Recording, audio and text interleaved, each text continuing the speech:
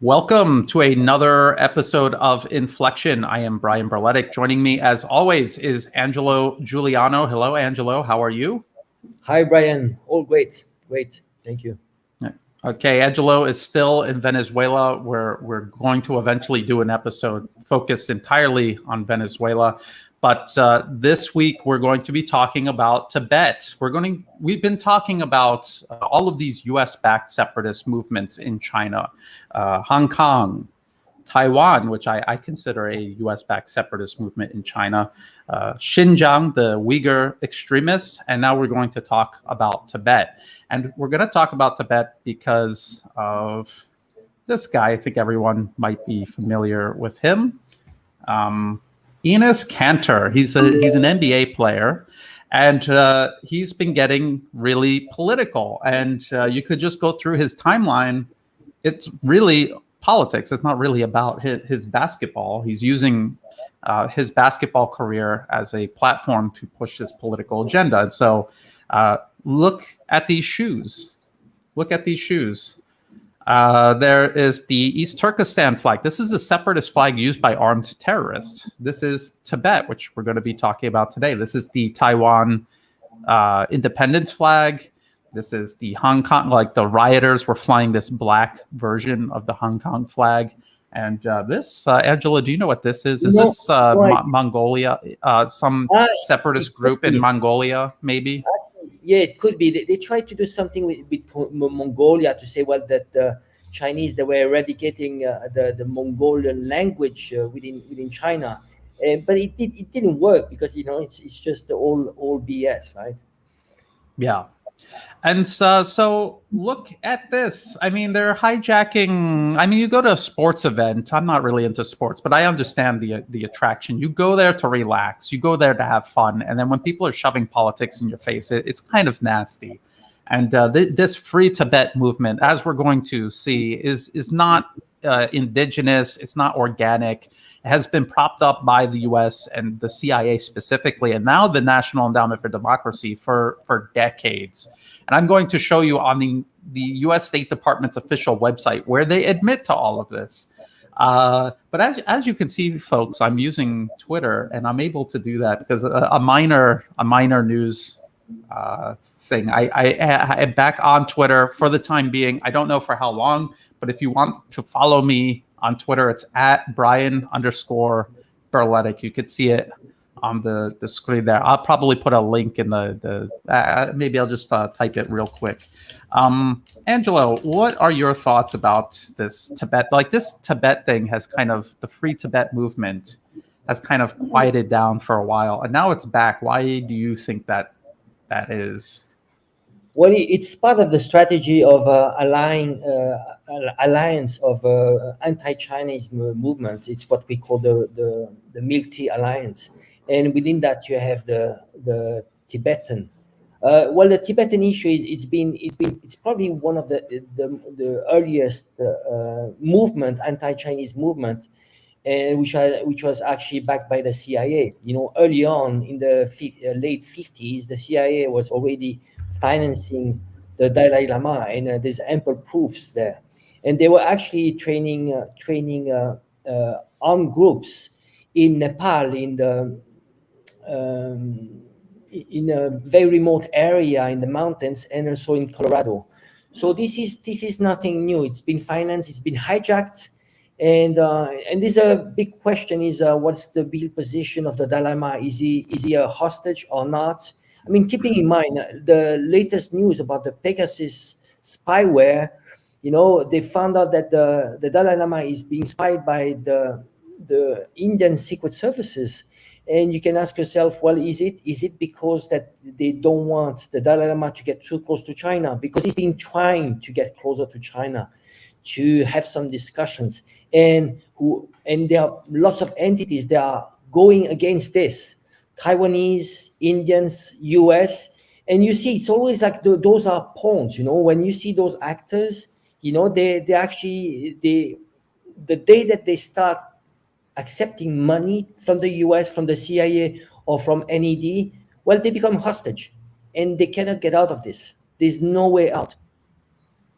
That's a really good point, because the US doesn't care about your movement. They only care about what they can get out of your movement. And they don't care if you're like, once they're done with you, they don't care if you're still there or not. And sometimes they'll just liquidate you just to tie up all loose ends. So this is the 21st century. This is what it looks like, the Free Tibet movement. It's very, they work their way into popular culture. They're working their way into sports. Angelo, you always talk about whatever that movie was about Tibet that people watch and then they walk away thinking they're an expert on Tibet.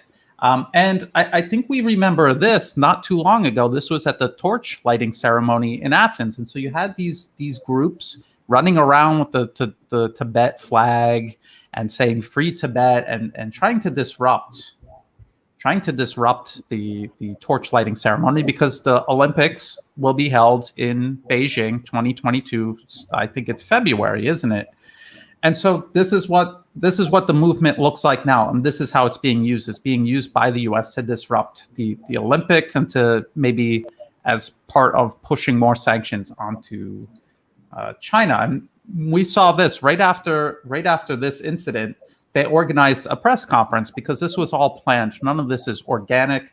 And you can look at the logos down here. So Students for a Free Tibet, International Tibet Network, the World Uyghur Congress, all three of these are funded by the National Endowment for Democracy. So you see, let's see, where is it? Because there's a lot of them.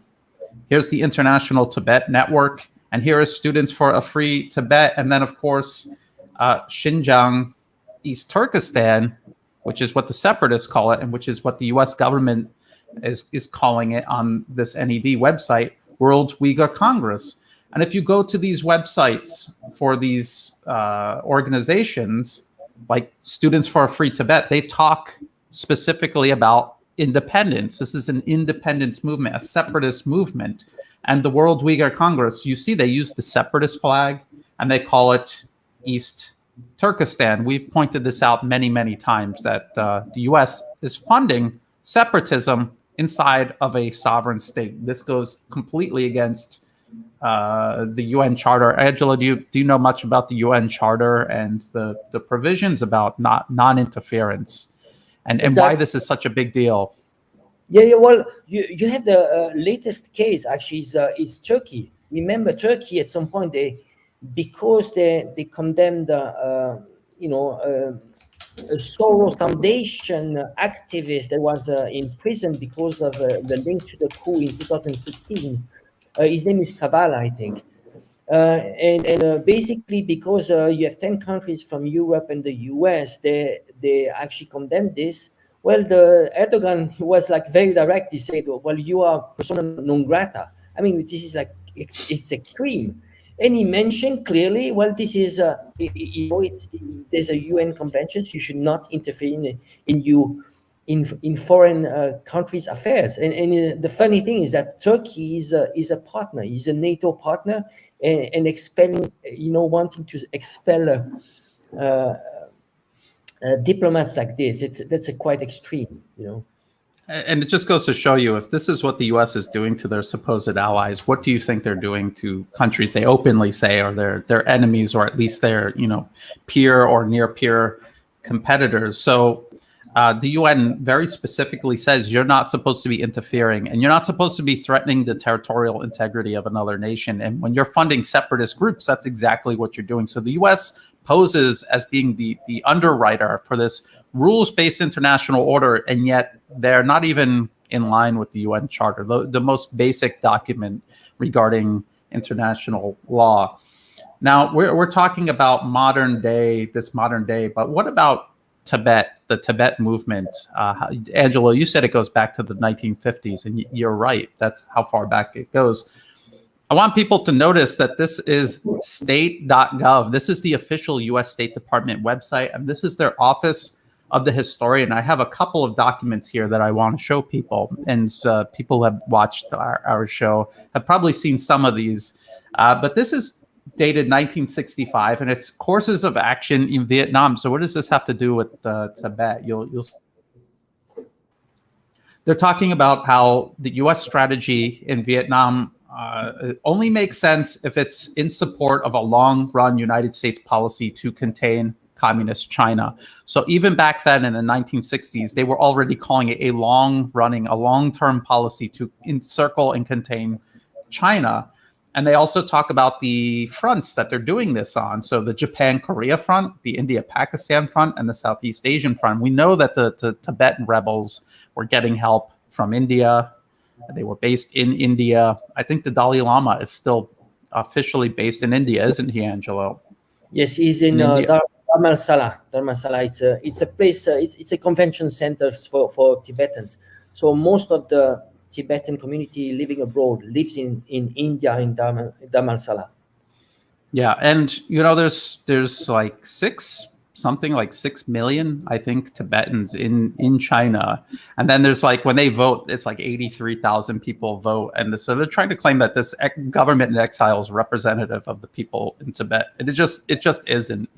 It's not even a good stretch to claim that it's democracy. It's a farce. And here's another document, 1964, and it's titled Review of Tibetan Operations. So when people think that this is just some sort of conspiracy theory, it's not. It's on the official State Department's website. The CIA Tibetan activity consists of political action, propaganda, and paramilitary activity. Paramilitary activity means the U.S. is giving them guns to kill people. That's what they're doing. It's armed separatism. And they're saying the purpose of the program at this stage is to keep the political concept of an autonomous Tibet alive within Tibet and among foreign nations, principally India. We were just talking about India, and to build a capability for resistance against possible political developments inside communist China. So like kind of keeping the movement alive, even if its prospects at the moment don't look good. There might be something that happens in the future that they can take advantage using this movement. Angelo, you have anything to add to this? Well, back then, I think there's a huge difference between the movement back in the 60s. It was, they were using hot power. So basically, they wanted, to have, terrorism in China, the same as they did with the Xinjiang movement, ETIM. They wanted to do something similar. What we see nowadays is more like the soft power. Just especially, I think a lot of Tibetans criticize this because they're using spirituality for political purpose, and this is why there's the Tibetan community is extremely divided on that. There are movements that are going against the Dalai Lama. So you have this figure that used to be the Dalai Lama. That used to be the political figure, which actually stepped down for the political position, and he's just holding a spiritual position. The key question is, he is the face of the movement of the Tibetan in exile. The day that he's going, he will be gone. There's no one. I mean, in terms of soft power, there's Richard Gere, but I mean, that's all, The funny thing is that on the front, you have all those, what I call the latte liberal, those new liberals that are white, they have nothing to do with Tibet.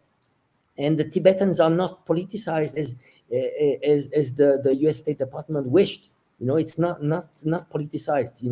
You can manipulate better probably the Uyghurs, the ETIM, using religion. But normally Buddhists are not going to take arms. And so it failed. It's just now it's just trendy to put back those movements together, and it's not working.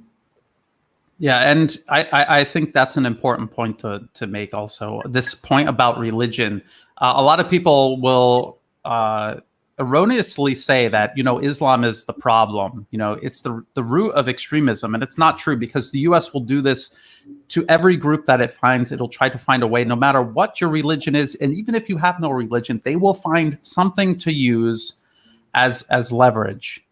To get what they want. And so for the Tibetans, they're using and abusing Tibetan culture for this political agenda, and they're undermining and ruining it. And this article is actually from 2011. So the Dalai Lama gave up his political role a long time ago. And, if you knew nothing about anything going on with Tibet or the CIA role behind it, and by the way, here's another New York Times article. Again, we're not making this up or imagining this. The Dalai Lama group says it got money from the CIA. Yes, of course it did. They said so right here. It's on the State Department's official website.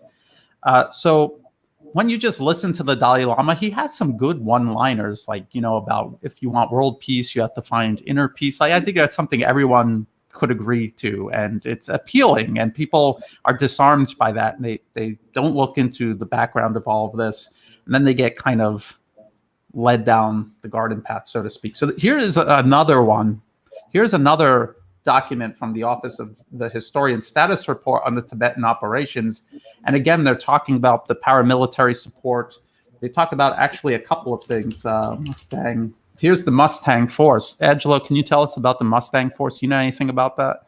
Well, that is the force that was actually in Nepal. So in the early days, Nepal accepted to have this force in their territory, but later on they were expelled. They didn't want to have anything to do with that, because it meant going against China. So that was the Nepalese force. So you had two training camps, was Nepal and Colorado back then. Okay, and so there's that. That's mentioned. A lot of people talk about the Mustang Force, this armed force the CIA was backing, and people think that it's a conspiracy theory, but it's right here in black and white.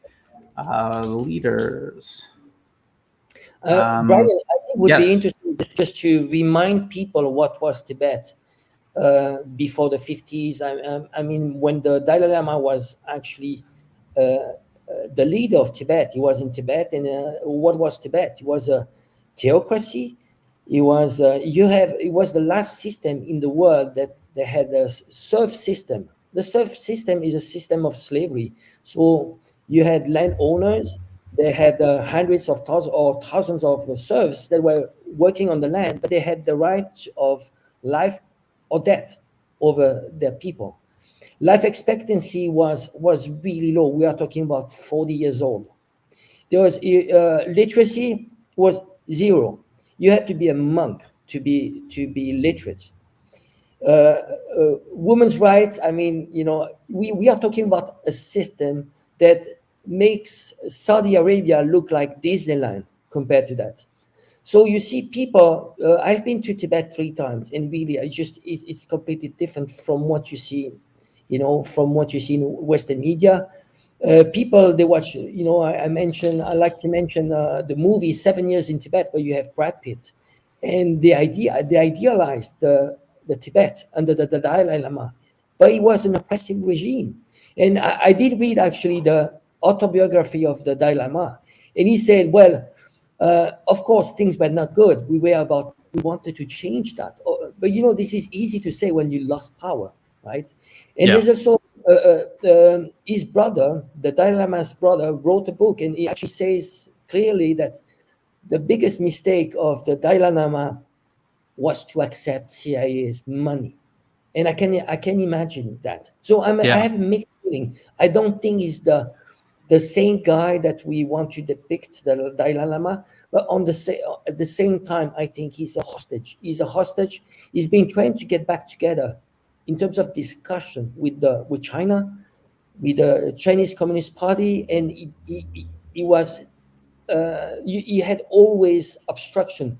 He was either from Taiwan, India, or the US. So you see, he could have gone back to China, to Lhasa, and he couldn't, just because once he accepted to be a Paul, he was a hostage all along, and he cannot go back. It's just so the big question is going to be the next Dalai Lama, the reincarnation. And the funny thing is that he made some statements that actually is saying that the next Dalai Lama might not be reincarnated in China or in Tibet.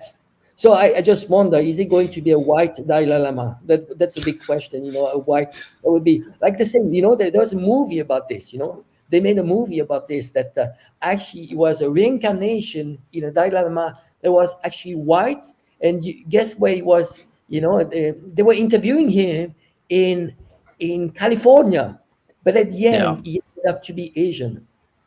Yeah. That was Maybe it's Carl Gershman. Maybe he's the next one. I don't know. But it's a good point you make, though. This is why some people say, why doesn't China just crush like these people or that group or that group? Because they know that it's a little more complicated. They know what the U.S. does to them and how they get duped and sucked into this, and that there is always a chance that they can end up becoming your best ally again in the future, or at least part of the solution. So this is why countries like China and also Russia, they're very, very patient with opposition groups, because a lot of people are confounded by why they're not more aggressive.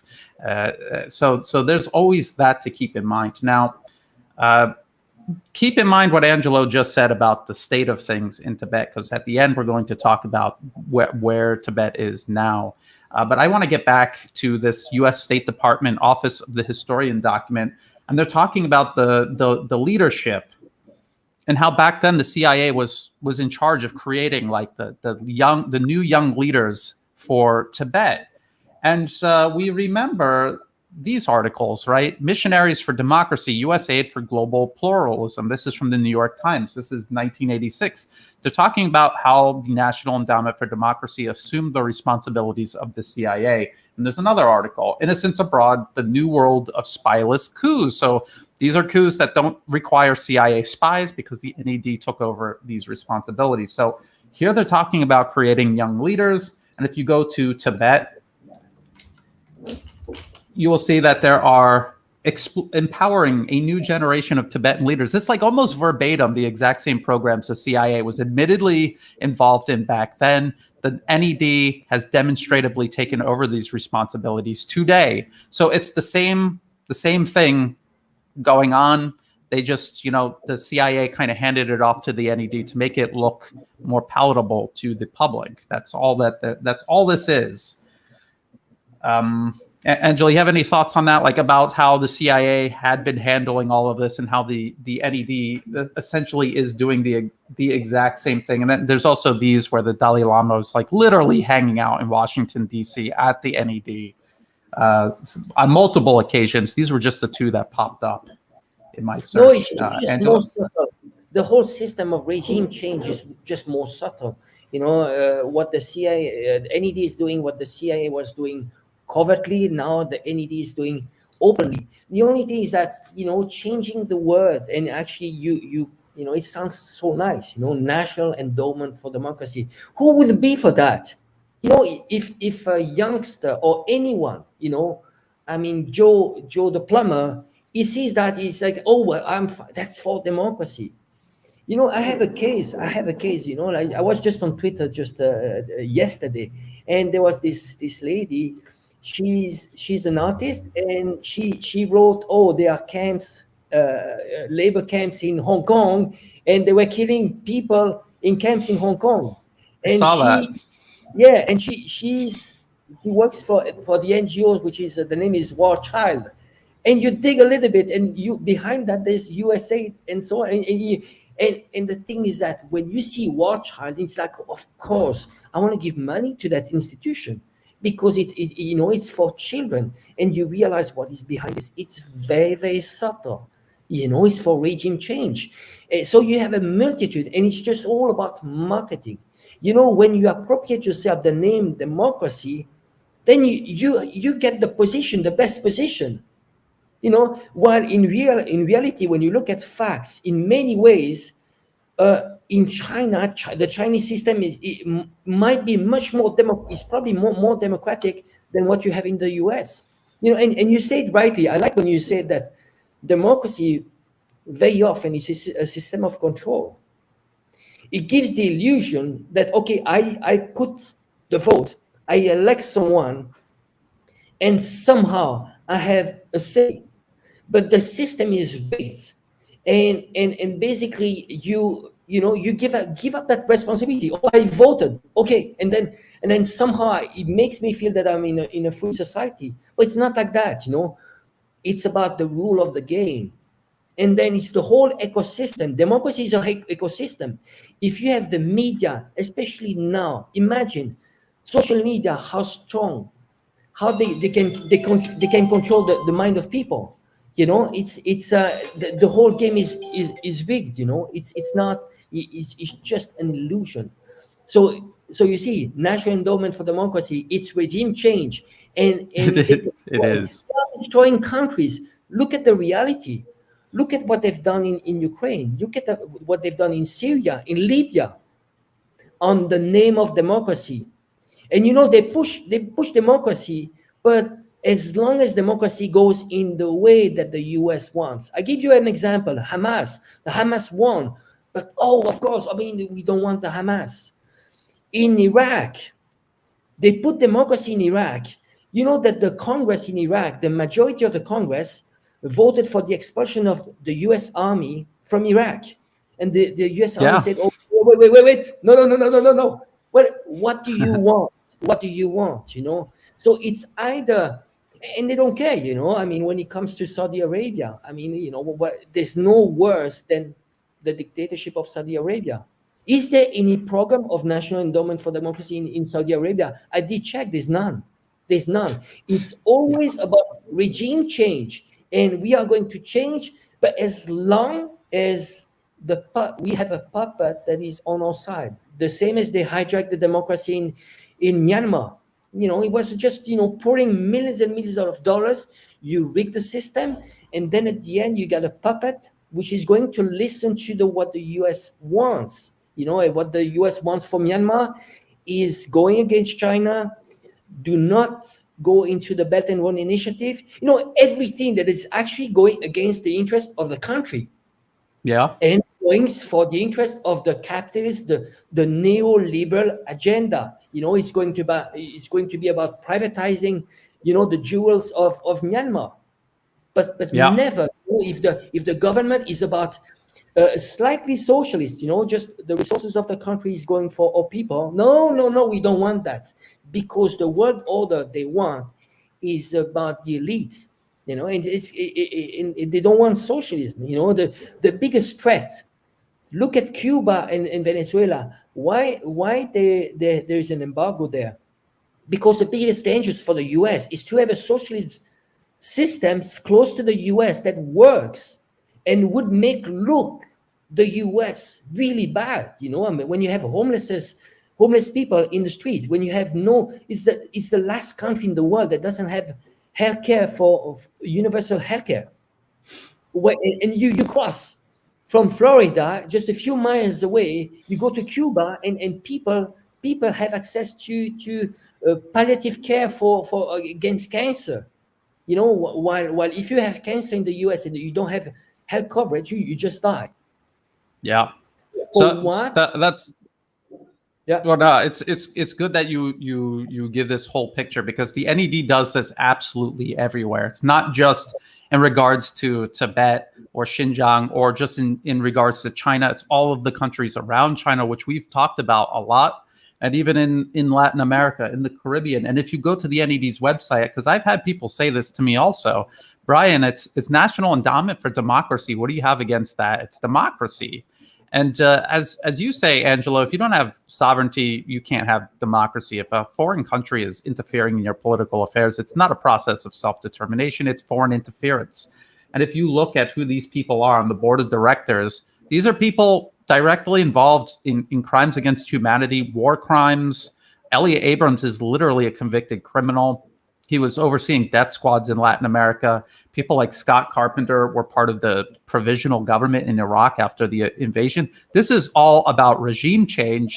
They can't call it the National Endowment for Regime Change. They have to dress it up as National Endowment for Democracy. It's purely marketing. So when people ask you, well, what's the problem with these Tibetan groups taking money from the NED? It's because they're in the business of destroying countries, to dividing and destroying them. That's why they're interested in Tibet, Xinjiang, Hong Kong, Taiwan.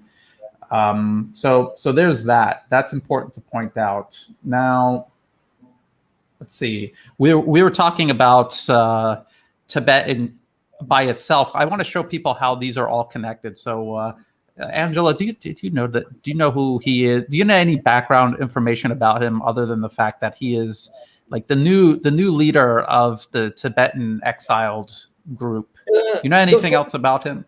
On the picture, you have the two. Lobsang is on the right, and this is on the left. This is the new one. And if you look at the background, it's all like Western educated. You know, they go to the Ivy Leagues. I mean, Lobsang was in the Ivy Leagues. And actually, there's a video of Lobsang with Erkin Altekin. So you see, you have Lobsang Sang and Erkin Altekin, and they had a meeting. Well, it's already back then it was about an alliance between the movement, Uyghur movement, and Tibetan movement, and I really advise people to watch this movie, to watch this video. Erkin Altekin, is actually the founder of the World Uyghur Congress. In the video, he says clearly, well, he used to work for Radio Free Asia. I mean, Radio Free Asia is the U.S. State Department. It's financed by the U.S. AGM, and he actually worked in places like Afghanistan, and he did. He was one of the actors that helped in the dissolution of the Turkish country states within the USSR. And what he says in the video, he says, well, if the U.S. helped me to get Xinjiang independent, well, in Xinjiang we have, I will give them access to my oil and my gas. He says clearly, my oil and my gas. So he does. It's true. It's ridiculous. That is not about freedom or so on. This is about what is behind Xinjiang. Xinjiang is a very critical place in the Belt and Road Initiative, but additional to that, there are resources. So he's saying clearly, openly, and actually you see Lobsang Sang just behind, besides him, he feels very embarrassed. Additional to that, in that video, he says clearly that we are going, we could imagine the Mujahideen all around the region to come for Muslim, for not to liberate Xinjiang. So what he was calling for is the same model as they did in Syria and Libya. Yeah. We are going to use religion, and it probably, if you dig a little bit, probably Erkin Altekin is not even religious. And he doesn't look like it. But in Xinjiang, you don't have, there's no radicals. It's very secular Muslim. They're very secular. They're very modern Muslims. It's not the radicals you can find in the Middle East. So they were just influenced in the last 15 years because you had those schools. They were starting to open madrasas. They were financed by the Saudis. This is like a typical thing.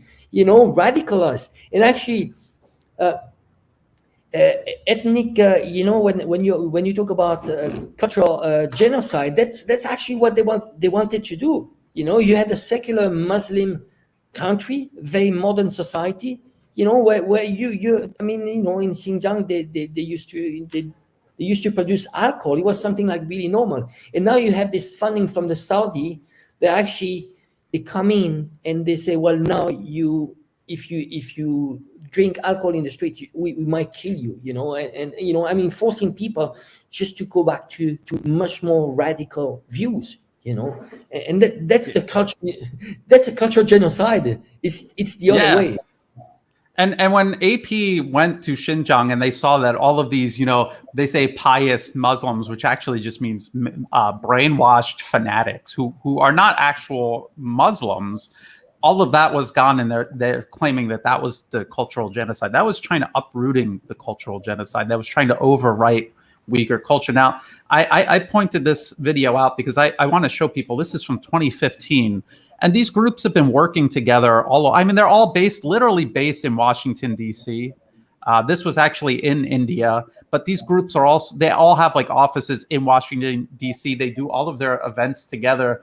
And if we go back to here, you will see the Tibetan movement, the Hong Kong movement, the Xinjiang movement. They're all working together, and this is what's been going on. So I kind of wanted to highlight that point, that this has been going on for a long time. This is not just something new before the Olympics, but they're supercharging it. This is why we wanted to talk about Tibet and kind of give some background on this. And I all of these links are in the video. If you look at the video description right now, you will see the link to this. It's kind of long and boring.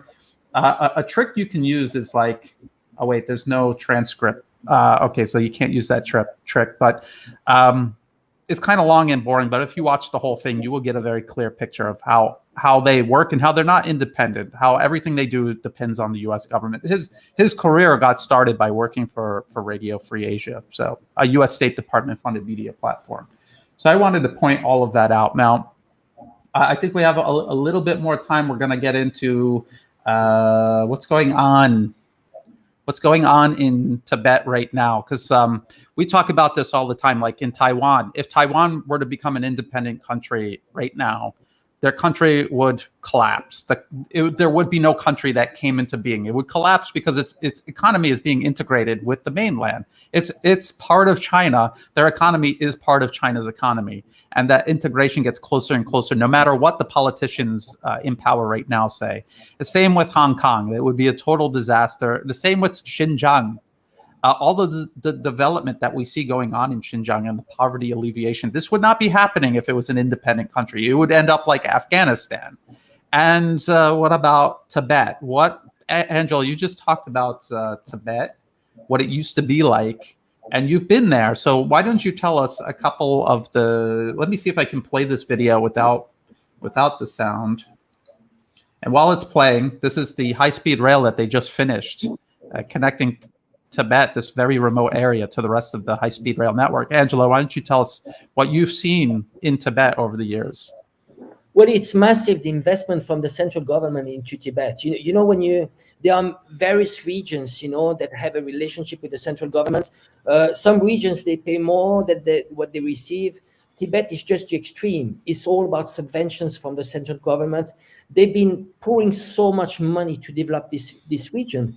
And you have some very important, infrastructure projects. When you talk about the railway, the fast lines, you have two lines. They build up a line from the north, which is going through Golmut.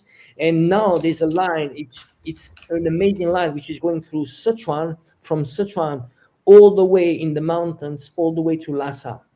Additional to that, you have a huge projects of dams, massive dams. You have to keep in mind that Tibet is one of the biggest reserves of water in the world.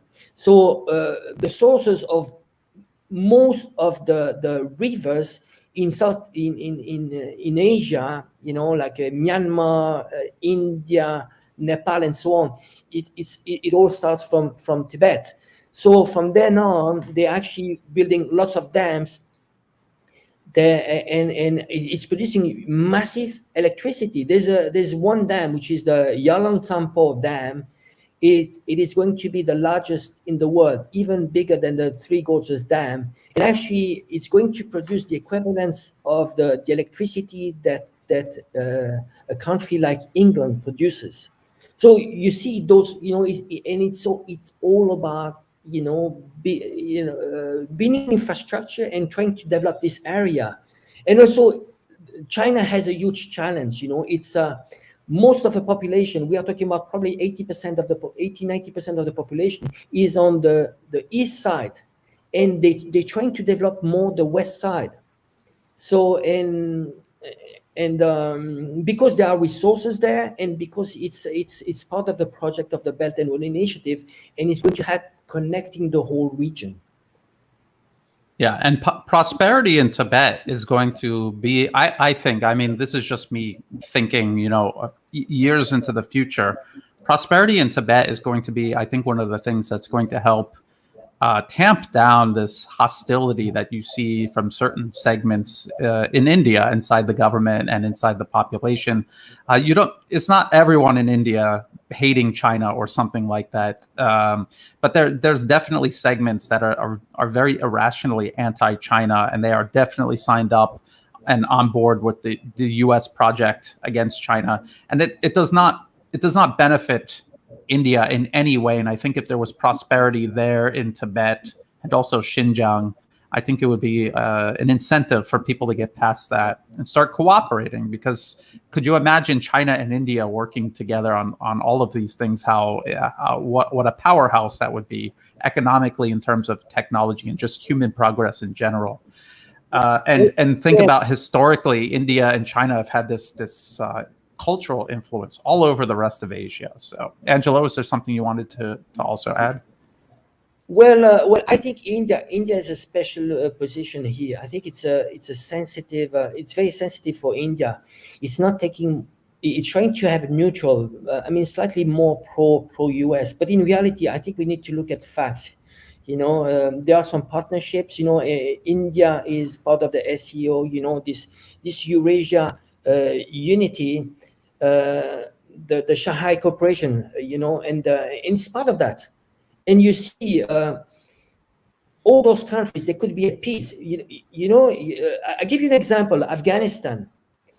Once the US left Afghanistan, you had those countries that would not speak to each other. They started speaking to each other.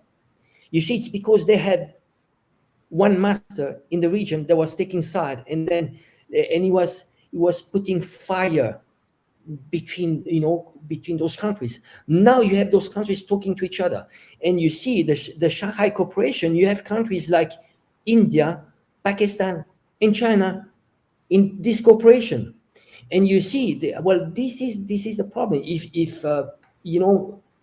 conflict should be dealt locally. What the US is doing here is just trying to come in and trying to put tension. And when it comes to India, India, they're so, you said it rightly, there are so many things that India could do with China. And if I know that lots of Indians, they don't like, they've been brainwashed into hating China. But in reality, they could learn so much from the Chinese model. In reality, look at facts. India, it has a democracy, but what is the result of that democracy? It's chaotic. The country is divided. You have actually huge divisions between Hindus and Muslims. And it was built because of democracy. Keep in mind that democracy is the mob rule. The majority that sometimes is ruling, at the expenses of the minority. But now you have Muslims that are second grade citizens, so they don't have as. So you see, it's the same as what you see in Ukraine. Well, there's a democracy in Ukraine, but it's the Ukrainian speakers again at the expenses of the Russian speakers. Now they're trying to eradicate the Russian speakers in Ukraine. You see, those are the problems. So if people want to criticize China, they need to look at their own system, and it's not working right now in India. I'm looking at facts. When I go to India, it's chaotic. There's not the basic infrastructure. Keep in mind, why India is failing, because they didn't build the basic infrastructure. And this is where China is a model. It's a model for the world. It's like, if you want to build up, growth, prosperity, you need to put the foundation. Chinese, they say, if you want to become rich, start building a road. But road is not only a connection for trading. They call it economic corridors, because once you build a road, you are going to build around everything that goes around a road. Schools, it's like SimCity. Build a road, then schools, and so on. It is as simple as SimCity. While in the West, we are reactive. We build the city, and then we're like, oh, why don't we do a metro? There's saturation. There's too many cars. Oh, why don't we build a metro? It's hard to build up infrastructure when everything has been built already. Yes. And you're talking about the challenges that India faces, and how obvious it would be for India and China to work together on all of this. And because of the climate that's been created, and mainly because of the United States and the pressure it puts on these countries to be hostile towards China, it's going to be very hard for them to walk back from that and then cooperate with China, to have China come in and do things that they excel at. And if it makes sense for China's neighbors to work with China, then it makes sense for these remote regions to work with China, because if they were to pursue separatism and somehow gain independence, it would be a complete disaster. There is no success story that the U.S. can point to and say, you remember that time we helped that country and look at how well they're doing. You were just talking about Ukraine. Look at how bad Ukraine is doing right now. And again, because of this Western style democracy, there's all kinds of things that they can take advantage while these politicians fight each other over power. Now, this is from Global Times, which is Chinese state media, but just to take a look at some of the things, what Tibet used to look like and what it looks like now, and the sort of projects that they've been working on, and the infrastructure that they're building, educational institutions, bridges. And this is something that China helps other nations in the region also build.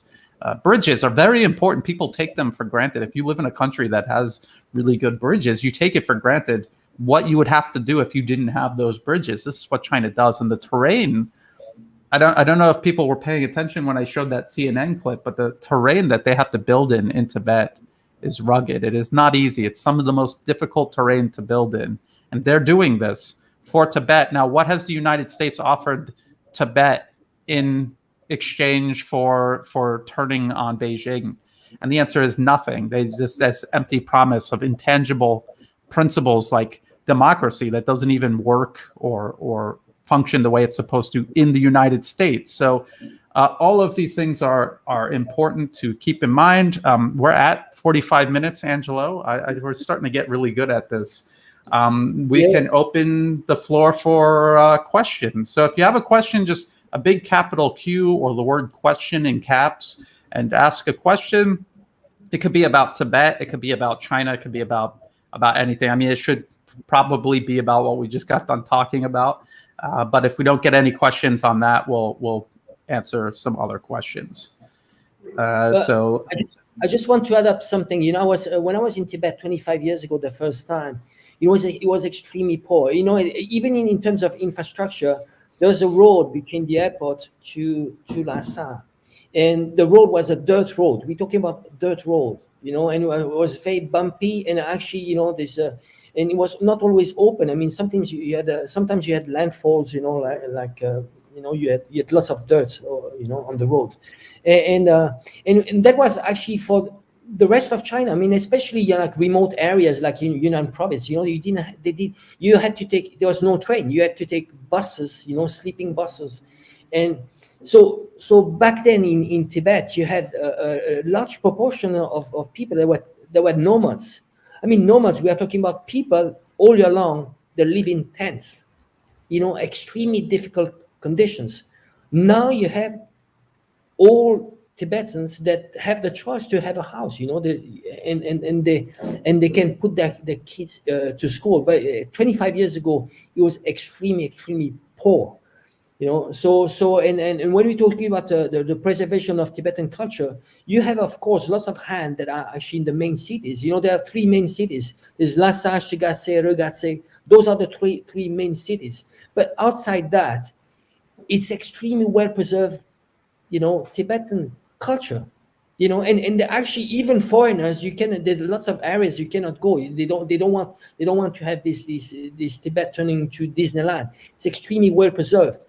So I think it's important just to see. I mean, the progress, what the central government has done for Tibet. And it's all about delivery. Exactly.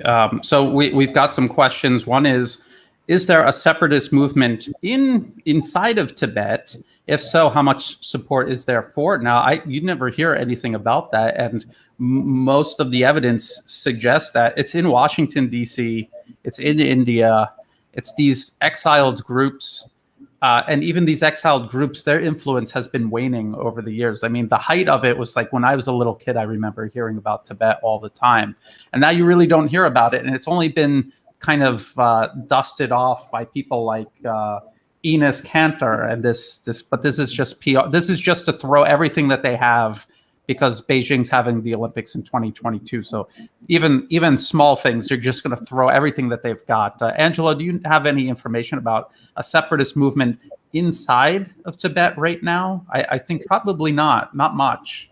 Well, it's important to say that when you compare Tibet to Xinjiang, the situation, if you are a foreigner and you want to travel in Tibet, it's much more difficult. You know, you can travel freely in Xinjiang. In Tibet, you need to have special permits.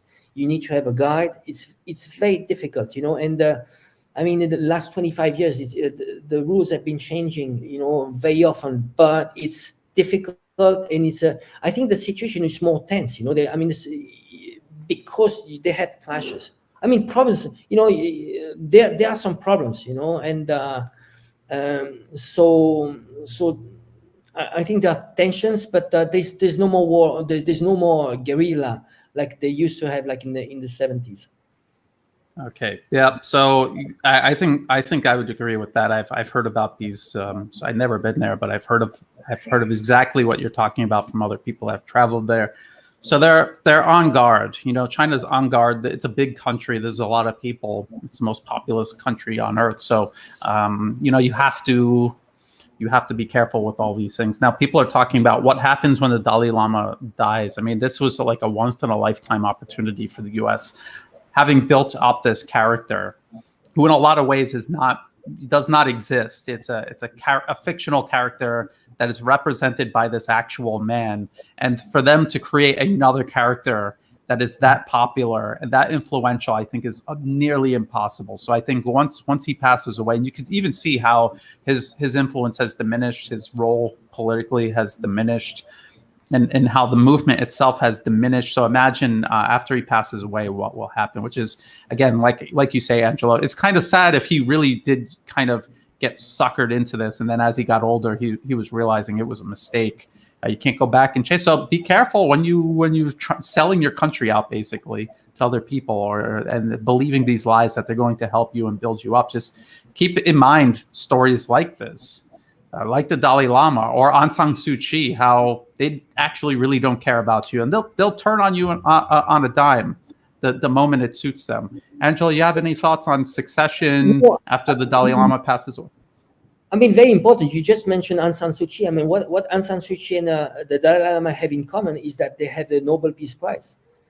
You see, I mean, when they want to push for personality, a puppet, they give him the Nobel Peace Prize, and they build up this whole personality around, you know, like a peaceful, you know, pacifist person that is actually going, you know, that is fighting for the freedom, you know, and you could imagine in the future, like having people like Juan Guaido or Navalny getting the Nobel Peace Prize. But then after, you know, after that, there's nothing.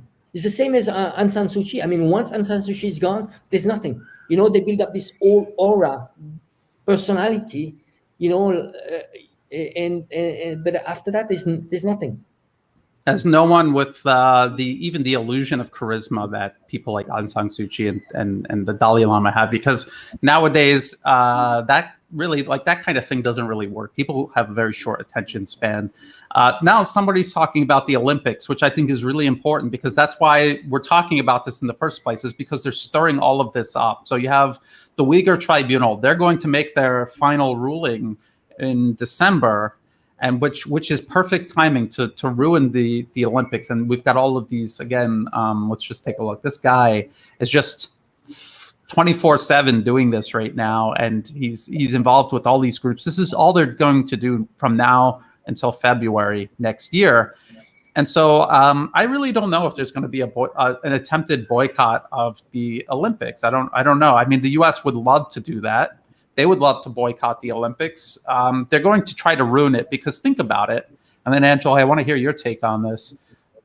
It's going to showcase what China actually looks like right now, the Olympics. And they don't want people to see that it's modern, it has beautiful infrastructure, it's better than pretty much everywhere in the West. They don't want people to see this. They need to ruin this. They need to derail it any way they can. So a boycott or something else terrible, they're going to try to spoil it somehow. Angelo, what are your thoughts on that? Well, I think it's important to take the last example where there was a boycott that actually succeeded, and it was the It was Moscow. I think it's in 1980. I think it was related to the Afghanistan but the reality. I mean, look at Afghanistan. In reality, they were what happened after. The best society that Afghanistan had was when the communists were in power. After that, it was the Mujahideen, and it's been a chaos since then. So it did succeed. That was just an example, but China is not the USSR of in the old days, and now there's more in terms of communication. I mean, people can see what China is. There are tens of thousands of foreigners that are living in China, and they want to stay there, and they have a good life. So I don't think it's going to work. They did try. They did try to escalate the rhetoric, anti-China rhetoric. You had all these fake news. They wanted to escalate Hong Kong, Xinjiang, and so on. And every time it was debunked. So there's not much support. Again, it's just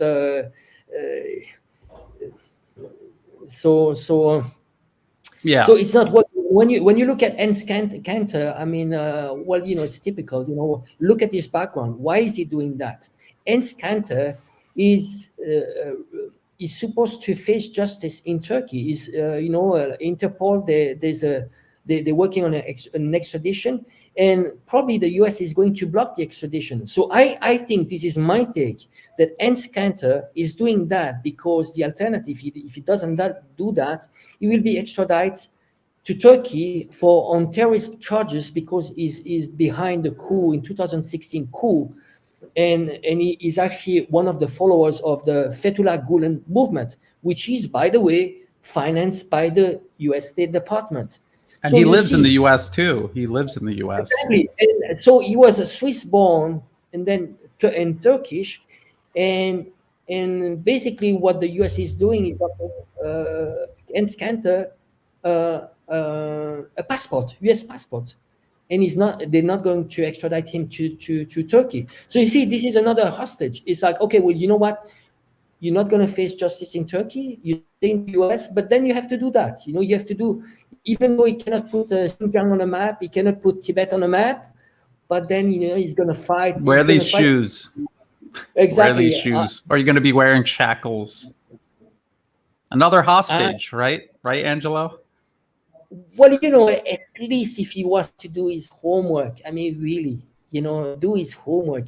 Yeah, there's a funny thing is, I mean, I don't know if it's funny or if it's sad, but those movements, like pro-Xinjiang movements, they're actually also pro-Muslims, and they're pro-Palestinians, and there's so much contradiction. You see, the Muslims have been divided so many times, radicalized against their own fights. Yeah. The Xinjiang movement is actually what is behind this is the U.S. and the U.S. is Zionist, and you see, I mean, who you should be fighting really. If you're really a Muslim, is China against Muslims? No. I mean, if you were a Muslim radical, you would be fighting the U.S. So you see how many times the U.S. actually turned the thing around, and very often it's money, and people are not. They're fighting for their worst enemy. Yeah. ISIS. Look at ISIS taking money. Al-Nusra taking money from the U.S.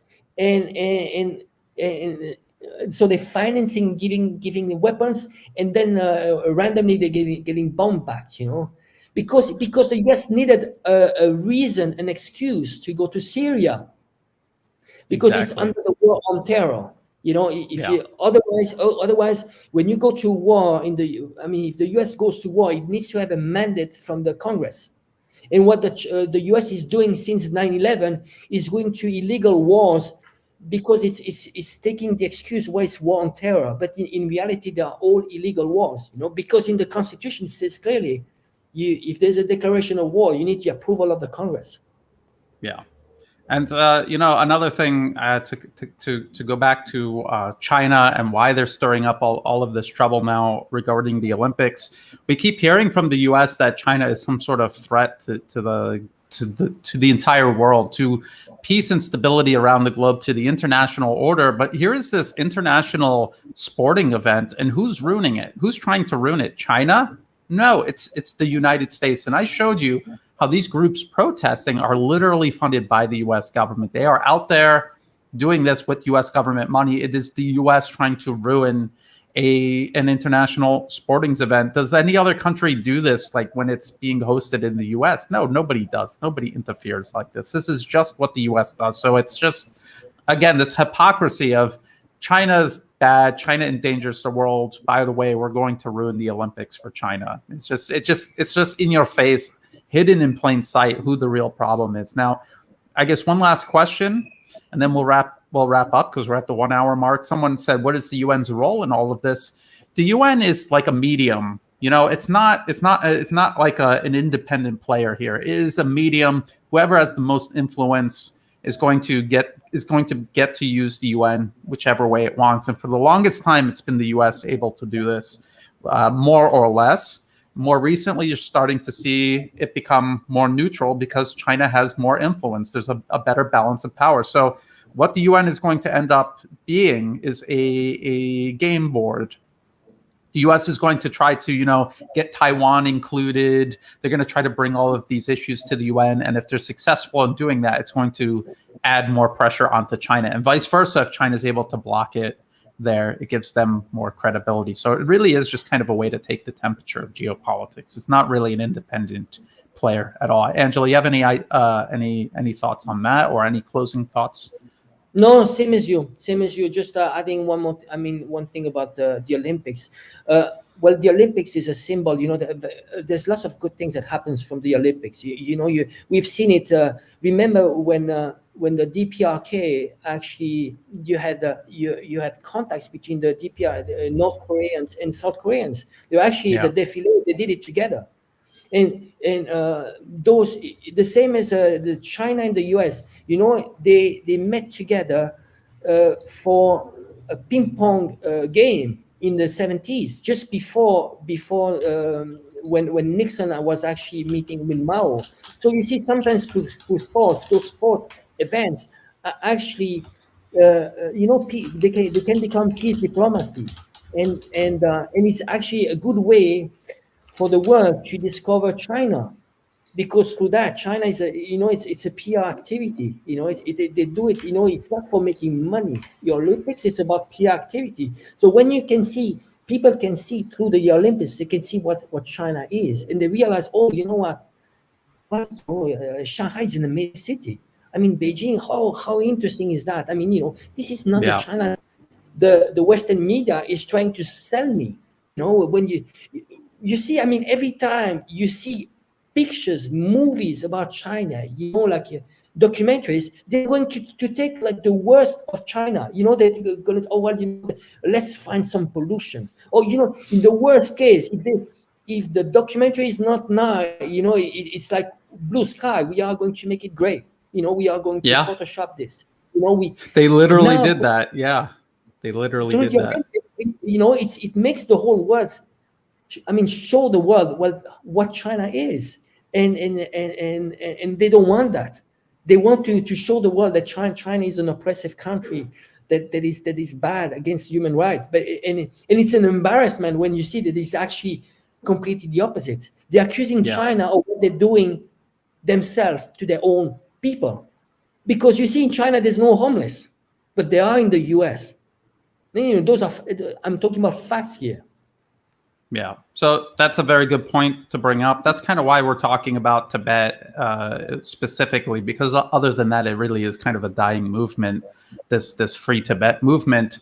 The Olympics is going to be a showcase for China. The US knows this. They're going to do everything in their power to ruin it, which is why it's important for us to come out and expose what's behind these protesters waving around the Tibet flag. Why we're hearing Free Tibet again. Why is this NBA player causing so much trouble? This is the reason why, because of all the reasons you just said, Angelo. It's a showcase. It's going to show people what China really looks like versus what they've been told for years now by the Western media.